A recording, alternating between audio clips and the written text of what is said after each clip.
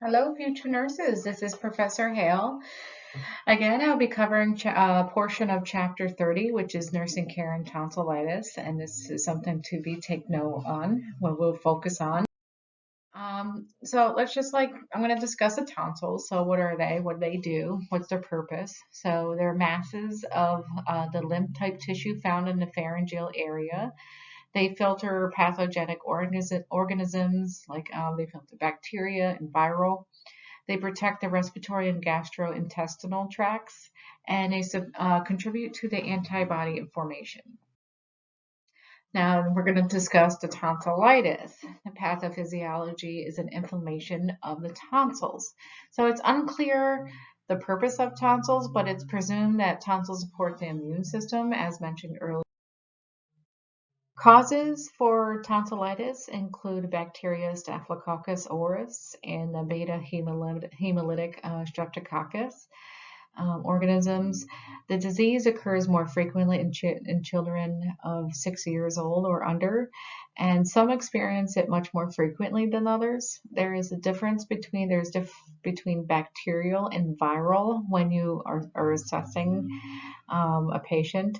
Bacterial, you will see swollen uvula, swollen red tonsils, white spots, red swollen throat, and a gray furry tongue. Opposed to viral, you're just going to see red swollen tonsils. So those are the different how you can differentiate between the two.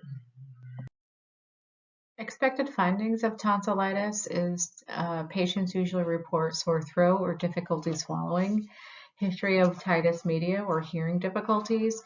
Physical findings include you're going to have a mouth odor, they're going to have mouth breathing or snoring, nasal qualities in the voice are going to be changing, fever, tonsil inflammation with redness or edema, and also difficulty swallowing. In young children who are unable to describe how they feel, signs of tonsillitis may include drooling due to difficulty or painful swallowing, refusal to eat, unusual fussiness. So when a child presents with those symptoms of tonsillitis, which is inflammation of the tonsils, they're going to rule out any other infections like strep group A, which is a common infection, which is strep throat, and it usually causes fever and sore throat without viral illness symptoms. Such as runny nose and cough, but strep is especially common among school-age children and teenagers.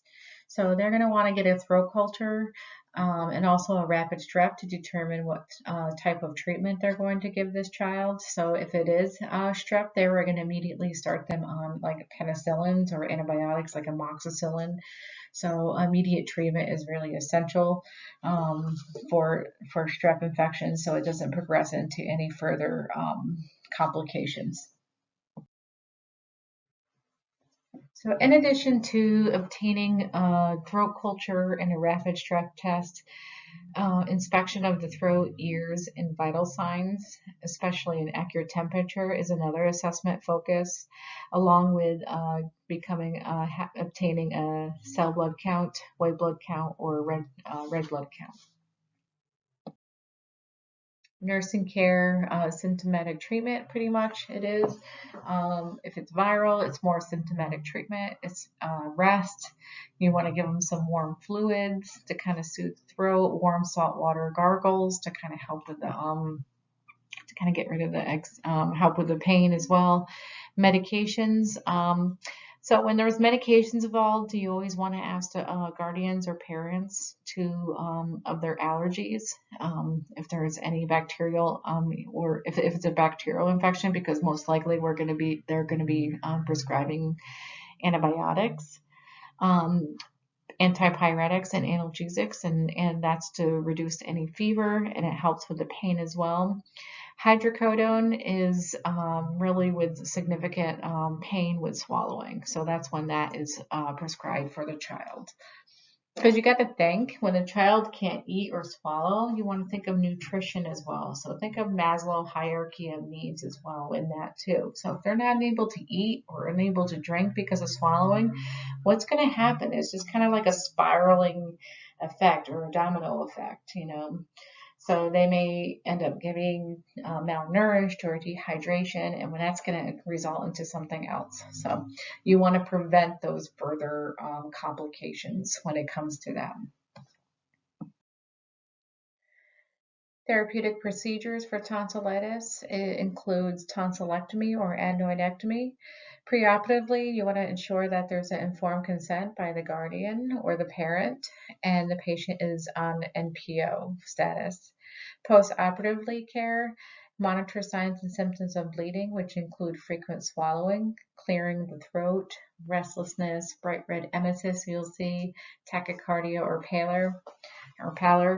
Monitor vital signs and airway, make sure it's patent, provide comfort measures such as pain management, or providing them such as like icicle popsicles that will soothe the throat.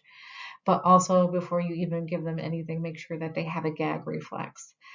And as far as positioning, you want to place in a position to facilitate draining, which is on the side. You do not want to have them flat in the bed, which is supine. Also, you want to ensure the head of the bed is elevated.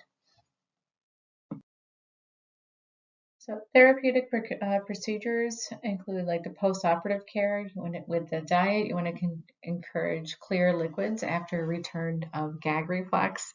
Avoid red coloring liquids such as citrus juice and milk-based foods initially. Avoid hard, crunchy, sharp foods. And advanced diet as tolerated with soft, bland foods.